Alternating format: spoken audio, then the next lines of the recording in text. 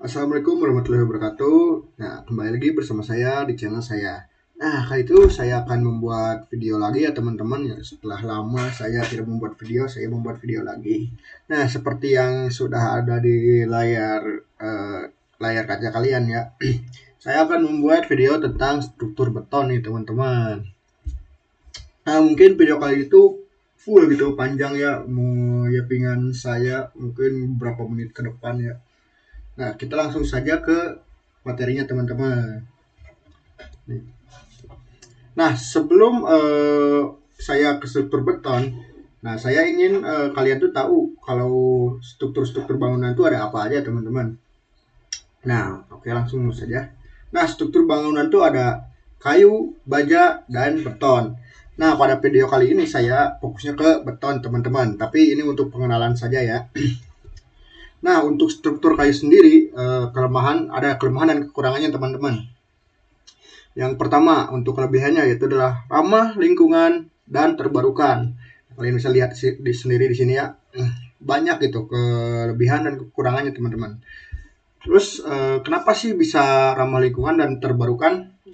Nah, karena kayu adalah sumber daya alam yang berkelanjutan dan dapat didaur ulang, menjadikannya pilihan material hijau atau green material teman-teman. Terus yang kedua, kekuatan dan ringan. Walaupun ringan, si kayu ini memiliki kekuatan yang cukup besar teman-teman. Apalagi kalau sambungannya bagus. Terus yang ketiga, fleksibilitas, desain, dan estetika. Ya kalian bisa merasakan sendiri atau bisa melihat dengan mata kepala kalian sendiri kalau ada bangunan yang dari kayu tuh bakal kelihatan segar dan estetik gitu teman-teman. Apalagi kalau kayunya itu dimotif teman-teman. Terus yang keempat, isolator yang baik. Nah, kayu ini bersifat isolator alami ya teman-teman, dan tidak menghantarkan listrik sama sekali. Terus yang kelima, kinerja struktural. Nah, tahan terhadap pengaruh kimia tertentu dan tahan gempa. Nah, betul teman-teman kalau si kayu tuh tahan gitu terhadap pengaruh kimia, nggak berkarat kayak baja, dan ya pokoknya nggak berkarat dan nggak korosi gitulah. Terus tadi kan kelebihannya ya cukup banyak, sekarang juga ada kekurangannya teman-teman. Yang pertama yaitu rentan terhadap hama dan jamur. Terus kenapa sih sangat rentan terhadap ini tuh hama tuh? Ya karena kayu itu sendiri kesukaan dari rayap dan serangga gitu. Nah, kalau si kayu ini tidak dioles atau dicat dengan baik, itu bakal gampang gitu diserang rayap maupun jamur. Nah, itu kerugiannya yang pertama. Yang kedua adalah ketahanan terhadap api. Nah, kayu ini mudah sekali terbakar, teman-teman. Ya, kalian pasti banyak mengetahui kalau hutan itu terbakar tuh kan, ya itu gara-gara kayu juga. Kayu tidak tahan api, jadi mudah terbakar. Terus yang ketiga, perubahan bentuk yang disebabkan oleh kondisi cuaca. Nah, kayu sendiri dapat menciut, mengembang atau melengkung tergantung kelembaban, lingkungan dan suhunya, teman-teman. Kalau ya tadi kalau lingkungannya hujan terus, kayu bakal berjamur dan lembab, teman-teman. Nah, kalau panas juga sama kayu jadi terbakar gitu. Terus bakal berubah bentuk. Nah, yang keempat yaitu perawatan tinggi dan biayanya juga tinggi teman-teman. Kenapa sih bisa disebut tinggi dalam biayanya? Nah, kalian tahu sendiri kan kayu jati itu mahal, pokoknya kayu buat struktur itu kan mahal. Terus ditambah lagi dengan perawatannya yang sangat mahal juga teman-teman.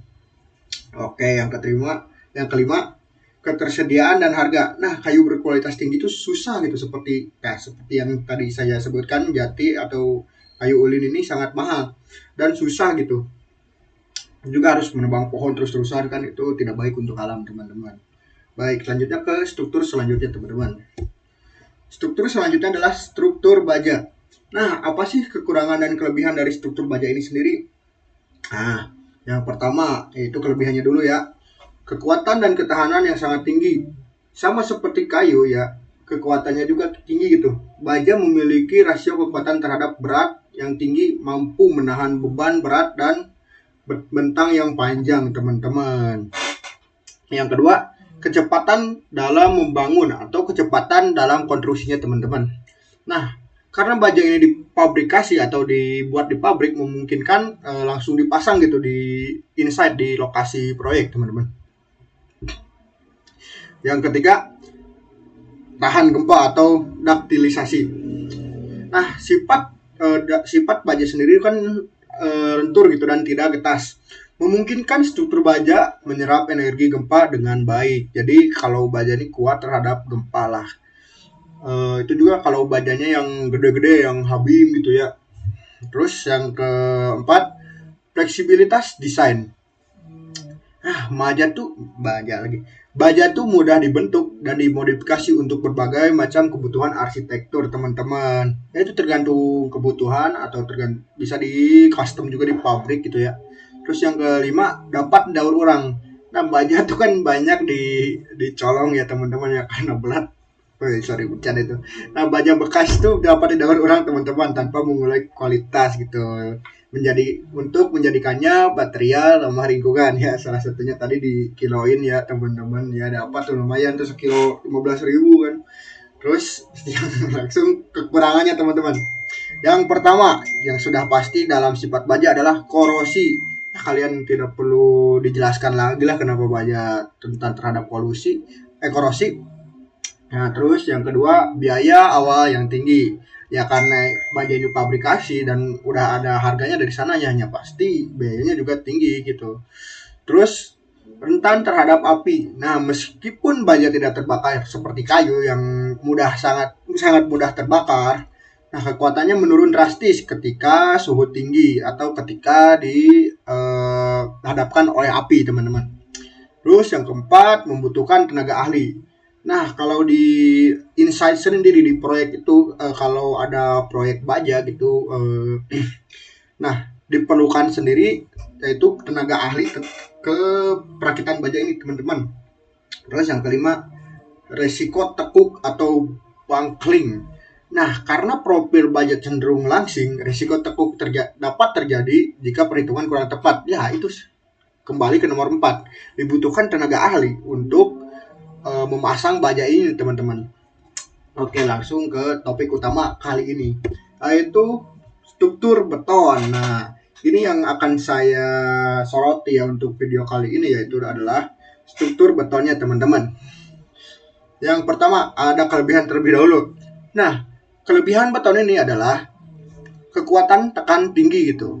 Sangat efektif dalam menahan beban berat dan menjaga stabilitas struktur. Ya, terus yang kedua, tahan api dan air. Tidak seperti kayu yang mudah terbakar dan baja yang ada titik lelehnya. Baja ini tidak mudah terbakar dan memiliki ketahanan yang baik terhadap kerusakan akibat air serta korosi pada tulangan baja di dalamnya. Ya, di baja itu kan ada besinya juga ya, seperti ya baja kan besi. Nah, ini kan ada tulangannya juga. Tetapi di beton ini di beton ini si besi yang di dalamnya atau tulangannya tuh diselimuti oleh beton itu sendiri, jadi tidak mudah korosi, teman-teman. Seperti itu. Terus yang ketiga, fleksibilitas bentuk. Nah, beton segar bersifat plastis sehingga mudah dibentuk untuk kebutuhan arsitektur.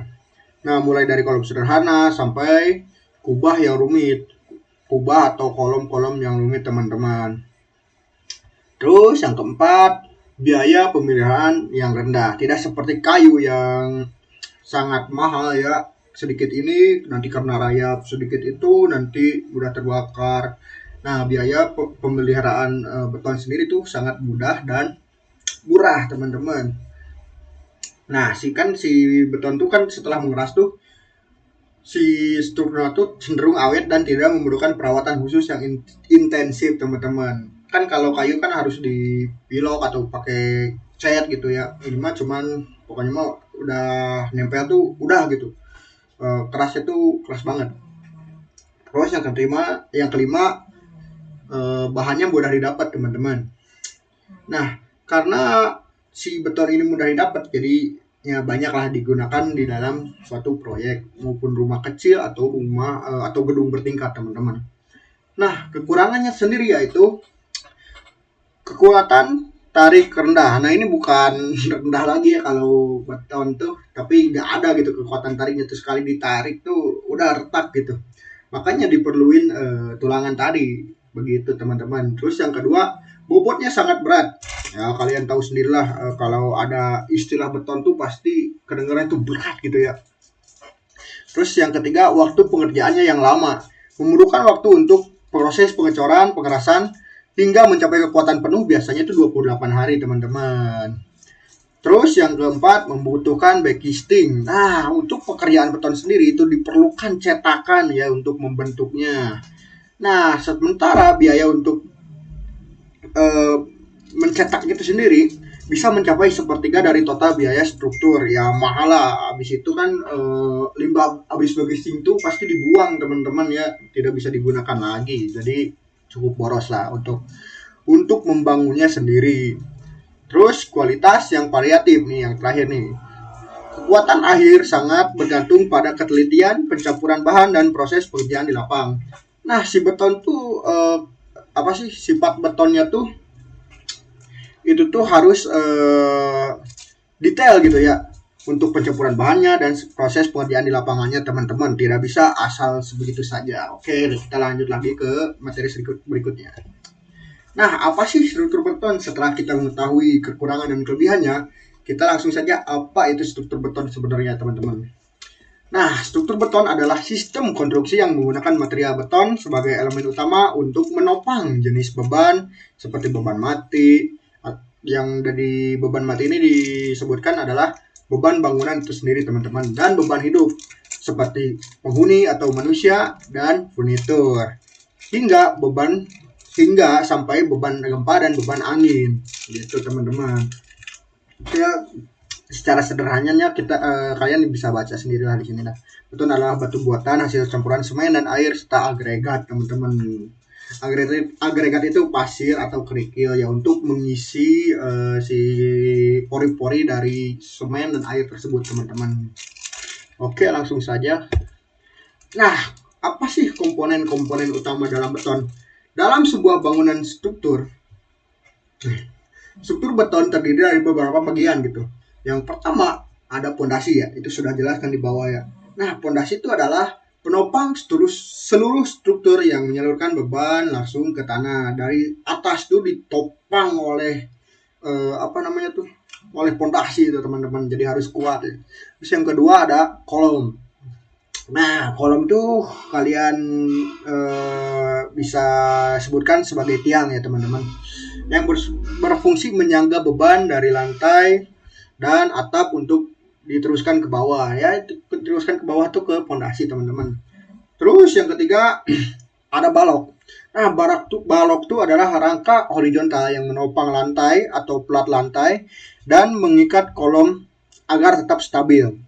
Tanpa adanya balok ini ya, si kolom tuh gak stabil gitu, atau si bangunan itu gak stabil gitu, gampang runtuh lah ya. Terus yang keempat adalah plat lantai atau slab. Nah, ini tuh plat lantai itu adalah bagian mendatar yang berfungsi sebagai lantai sekaligus pengaku struktur pada bangunan gitu teman-teman. Nah, terus ada jenis-jenisnya juga nih teman-teman. Jenis-jenis struktur beton tuh ada beton bertulang atau cast in place, atau beton yang dirakit di proyek di lapangan itu ya teman-teman. Ya. Tuh langsung dicor langsung di lokasi proyeknya gitu teman-teman. Dan itu menggunakan backcasting atau cetakan yang seperti yang sudah saya katakan sebelumnya teman-teman. Terus ada beton pracetak atau precast. Nah, komponen ini dibuat di pabrik teman-teman, jadi nggak dibuat di lapangan. Tapi ini di pabrik itu di custom gitu ya. Ini tuh untuk seperti bokafet atau unit teman-teman. Kalian tahu unit kan? Unit tuh buat selokan atau saluran ya teman-teman. Terus ada beton prategang atau pre-stress. Nah, pre-stress ini adalah beton yang diberikan tegangan tarik awal pada baja yang di dalamnya. Nih, jadi kalau beton prategang itu dikasih baja dulu dalamnya teman-teman tuh. Bolong-bolong seperti ini nih. Itu baja. Nah, baja itu ditarik terus dikunci ya si baja tuh. Nah, itu nanti tuh si bajanya tuh kan nggak bisa balik lagi ke bentuk semulanya tapi tetap diem gitu. Nah itu diberi tegangan dulu teman-teman, misalnya teman-teman. Oke, langsung saja. Nah, ada pembuatan beton. Nah, pembuatan beton itu ada ada tiga jenis ya. Yang pertama beton manual atau yang lebih sering disebut ngaduk ya teman-teman, ngaduk beton atau ngaduk semen, ngaduk pasir ya. Ya bahasa kulinya ngaduk lah teman-teman. Terus yang kedua semi manual. Semi manual itu menggunakan molen ya, yang merah ini teman-teman. Nah, seperti ini. Terus yang ketiga ada ready mix. Nah, ready mix itu biasanya di pabrik ya, di pabrikan teman-teman, nanti dikirim gitu ke ke proyek teman-teman menggunakan mobil nih. Mobil ini teman-teman, mobil ready mix. Langsung lanjut. Nah, ada pengujian beton.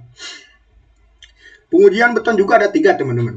Ada slam test, hammer test, dan uji tekanan. Nah, misalkan nih kalian punya proyek. Kalau slam test ya, misalkan kalian punya proyek, yaitu proyek beton. Nah, si proyek beton misalkan kita katakan saja proyek jembatan lah. Proyek jembatan. Nah, si jembatan itu memerlukan beton dengan kekuatan K225. Nah, sebelum diuji tekanan yang uji tekan ini 28 hari kan. Nah, pas datang tuh harus diuji dulu si betonnya tuh teman-teman. Nah, untuk melihat apakah mencapai kekuatan yang diperlukan atau tidak. Nah, itu menggunakan slam test. Oke, baik kita langsung saja ke penjelasan slam test. Nah, apa sih slam test itu? Nah, slam test adalah pengujian empiris yang dilakukan untuk mengukur konsistensi dan kemudahan pengerjaan atau workability. Nah, adukan beton segar sebelum dituangkan ke dalam cetakan. Uji ini dilakukan untuk memastikan apakah campuran beton terlalu kental atau terlalu encer, atau sudah disesuaikan dengan spesifikasi desainnya. Ya kalau terlalu misalkan nih, kalian pesan beton nih, harusnya K225 diperlukannya tuh. Terus si betonnya terlalu encer. Nah, itu fungsi dari slam test itu mengetahui apakah encer atau kental. Nah, seperti itu teman-teman. Nah, fungsinya sendiri yaitu yang pertama, kontrol mutu. Nah, dalam kontrol mutu ini mencegah penggunaan beton yang terlalu encer tuh, seperti yang sudah saya katakan tadi.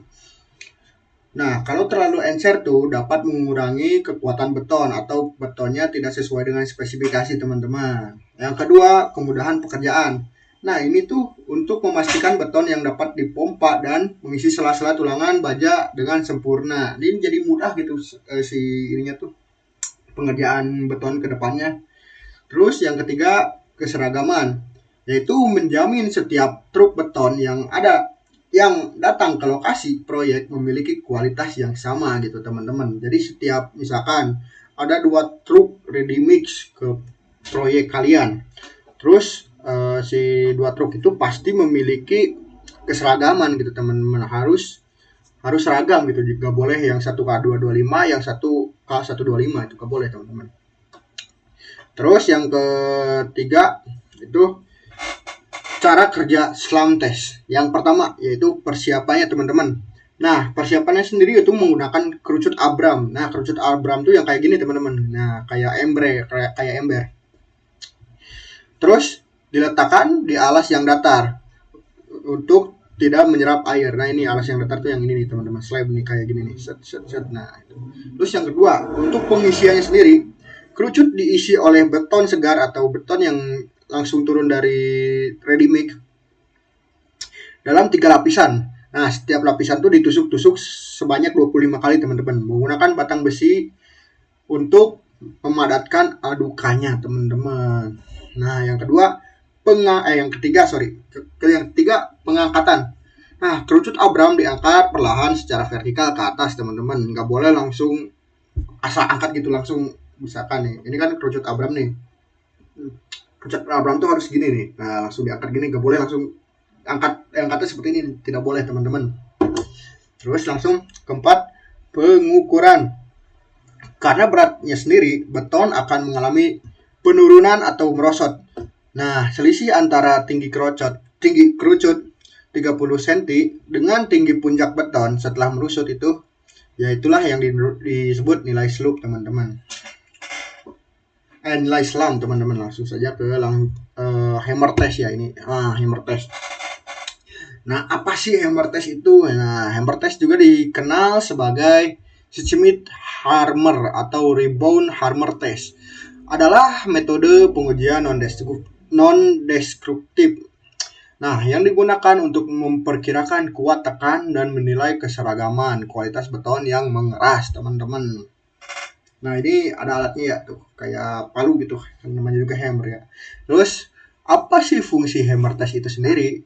Nah, yang pertama untuk mengestimasi apakah kuat tekan dan memberikan gambaran cepat mengenai kekuatan beton tanpa harus merusak atau mengambil sampel dari core drill, teman-teman. Terus, uji keseragaman. Nah, untuk memeriksa apakah kualitas beton di seluruh elemen struktur itu seperti balok ataupun kolom sudah konsisten atau belum. Nah, terus yang ketiga, screening awal digunakan untuk mendeteksi area beton yang lemah atau mengalami kerusakan sebelum dilakukan pengujian lebih lanjut. Nah, yang keempat, evaluasi bangunan lama. Nah, gimana sih untuk mengevaluasi bangunan lama itu? Yaitu dengan cara menilai kondisi struktur existing yang akan direnovasi atau dialihfungsikan, teman-teman. Terus cara kerjanya, yang pertama persiapan permukaan. Nah, permukaan beton itu harus bersih, kering, dan rata, teman-teman. Jika kasar, permukaan harus digosok menggunakan batu penggosok atau karborundum agar alat dapat menempel sempurna, teman-teman, gitu teman-teman. Kalau ya pokoknya kalau harus kering lah, jangan basah. Kalau basah tuh harus dilap dulu. Terus yang kedua, penentuan titik uji. Nah, buat grid atau kotak minimal 10 titik agar area yang diuji dengan jarak antar titik minimal 25 mm, teman-teman. Nah, ini nih gridnya, teman-teman. Nah, kotak-kotak ini nih. Nah, ini harus ada 10 grid lah minimal. Terus yang ketiga, pelaksanaan. Alat dipegang lurus 90 derajat terhadap permukaan beton, lalu ditekan secara perlahan agar palu melenting dan angka pantulan muncul pada skala. Nah, ini nih, itu tuh. Nah, ini tuh dipegangnya tuh lurus ya, 90 derajat. Jangan bengkok gitu, jangan bengkok kayak gini gitu dipegangnya tuh, harus lurus kayak gini. Terus 4, analisis. Nah, untuk menganalisis. Nah, nilai rata-rata dari titik-titik tersebut kemudian dikonversi menggunakan grafik kalibrasi khusus pada alat yang mendapatkan nilai kuat tekan atau MPa atau kilometer per sentimeter persegi, teman-teman. Dan bisa pelajari lebih lanjut ya tentang cara kerja hammer test ini ya. Ini saya pengenalannya doang ya.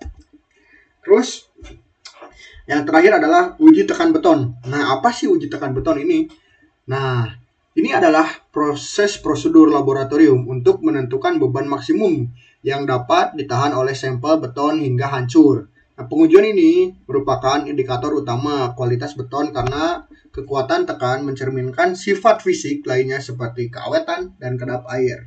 Nah, setelah proyek kalian dapat betonnya gitu ya, tadi di ready mix pertama kan udah di slam test dulu. Nah, 28 hari kemudian si beton sampel ini tuh harus diuji lagi, yaitu uji tekan beton, teman-teman. Nah, fungsinya sendiri adalah verifikasi desain. Nah, untuk memastikan beton yang diproduksi di lapangan memenuhi spesifikasi teknis yang direncanakan. Tuh, misalnya mutu K250 atau FC20 MPa, teman-teman. Yang kedua, untuk keamanan struktur. Ya, seperti yang saya tadi katakan, kalau si beton ini sendiri tidak memenuhi kapasitas atau desain yang awal direncanakan, si bangunan ini tidak akan awet, teman-teman. Begitu. Mungkin ada terjadi retak rambut di betonnya. Nah, mungkin lebih parah lagi bangunannya ambruk, teman-teman. Nah, yang terus cara kerja, ini bukan hammer test ya teman-teman, sorry typo, belum diganti ya tadi saya bikinnya. Ini cara kerja uji tekan ya. Yang satu, pembuatan sampel. Nah, beton pertama atau beton segar dimasukkan ke dalam cetakan selama 3 lapis, masing-masing ditusuk 25 kali untuk pemadatan ya, seperti selang tes tadi ya teman-teman. Jadi si sampel tuh harus digunakan gitu, harus menggunakan sampel. Terus yang kedua, perawatan atau karing. Sampel didiamkan selama 24 jam, dikeluarkan dari cetakan lalu direndam dalam air untuk menjaga kelembaban hingga waktu pengujian ya. Pokoknya didiamkan dulu di cetakan, terus setelah mengering lalu dikeluarkan, terus direndam air untuk menjaga kelembaban sehingga waktu pengujian atau 28 hari. Nah, waktu uji pada umumnya pada umumnya dilakukan pada umur 7, 14 dan 28 hari. Nah, sebab itulah kalian memerlukan 3 sampel ya teman-teman untuk di hari ke-7, hari ke-14 dan hari ke-28 hari. Nah, kenapa sih di hari ke-28 hari? Nah, hari ke-28 hari itu dianggap sebagai standar kekuatan penuh atau 99% kekuatan dari beton itu sendiri teman-teman. Yang keempat, penekanan. Nah, sampel ditekan pada mesin kompresi testing atau CTM dan ditekan selama beberapa tahap hingga hancur ya. Misalkan nih mutunya K225. Nah, ini juga harus baru ditekan di 225 kilo tuh baru hancur teman-teman. Seperti itu teman-teman. Terus ada rumus menghitung uji tekannya juga. Misalkan uji tekan tuh dari kuat tekan sama dengan beban maksimum dibagi dengan luas penampang. Nah, contohnya jika beban hancur di 448 kN pada silinder, maka kekuatan tekannya sekitar 25,3 MPa atau K225 teman-teman. K250 teman-teman. Itu kekuatan dari betonnya sendiri teman-teman. Nah, lanjut nih. Nah, seperti ini di bagian akhir ya. Nah, ini adalah tabel dari kekuatan mutu beton teman-teman. Nah, ini yang mutu atau ini K atau disebutnya K itu adalah dari PBI atau Peraturan Beton Indonesia. Nah, sedangkan ada juga FC, nah atau MPa. Kalau K itu kan kilo ya, berapa kilo. Terus ini kalau FC itu MPa. Nah, MPa ini dari SKSNI atau Standar Konstruksi Sipil Nasional Indonesia, teman-teman. Ada K100. Nah, K100 itu sama dengan FC 8,3 MPa. K150 FC sama dengan FC 12,35 MPa dan seterusnya sampai 500 teman-teman. Ini paling kuat tuh 500 ya teman-teman. Baik, langsung saja. Nah, ini ada sifat beton teman-teman. Nah, seperti yang saya tadi katakan, kalau beton tuh tidak ada gaya tarik teman-teman. Jadi jika kalau beton ditarik itu akan retak teman-teman, akan langsung rusak teman-teman. Nah, ini tuh sifat beton yang beton bertulang ya, beton ya, teman-teman. Nah, ada titik retak di sini, teman-teman. Terus ada bagian tekan. Nah, bagian tekan tuh, nah kalau beton sendiri tuh sangat kuat di bagian tekan, teman-teman. Kalau ditekan segimanapun, beton tuh gak akan rusak, teman-teman. Ya, gak akan mudah rusak gitu. Kalau ditarik itu bakal lemah banget, gitu, teman. Ini ada bagian tariknya yang di bawah ya, terus bagian tekan di atas tuh. Nah, kenapa tulangan harus dikasih di beton ini? Ya karena bisa ditarik gitu teman-teman. Gaya tekannya udah sama beton, terus gaya tariknya udah sama tulangan. Jadi aman gitu pada konstruksi rumah tersebut teman-teman. Nah, ini yang tengah tuh garis netral ya teman-teman. Nah, seperti itu. Oke, untuk materinya sudah beres. Terus saya ada untuk rumus juga ya teman-teman. Saya ingin membagikan rumus menentukan dimensi balok induk, balok anak, dan juga rumus menghitung jumlah kebutuhan tulangan di setiap kolom atau balok ya teman-teman. Baik, langsung saja yang pertama yaitu rumus menentukan dimensi balok induk. Yang pertama, misalkan ada soal panjang bentang kolom balok ini tuh ya, panjang bentang balok tuh 300 cm teman-teman. Nah, gimana sih cara menentukan tinggi dan lebar baloknya? Yang pertama nih, tinggi balok. Nah, tinggi balok itu sama dengan 1/12 dikali panjang bentang. Nah, 1/12 dikali 300 yaitu 25 teman-teman. Nah, kalau lebar balok tuh lebih gampang ya teman-teman. Jika kalian sudah dapat panjang bentangnya, tinggi baloknya, kalian tinggal dibagi setengah aja, tinggi balok dibagi setengah itu 12,5 teman-teman. Begitu teman-teman. Terus, nah tadi kan untuk balok induk ya. Sekarang untuk balok anak. Sama seperti tadi ya, panjang bentang balok tuh 300 cm atau 3 meter. Nah, tadi kan dibagi 1,12, sekarang tuh dibagi 1,15 teman-teman. Nah, 1,15 dikali 100 yaitu 20. Nah, sama kalau yang lebar baloknya sama, dibagi 2, jadi 10 teman-teman. Seperti itu. Terus ini ada yang terakhir ya teman-teman. Menghitung jumlah kebutuhan tulangan.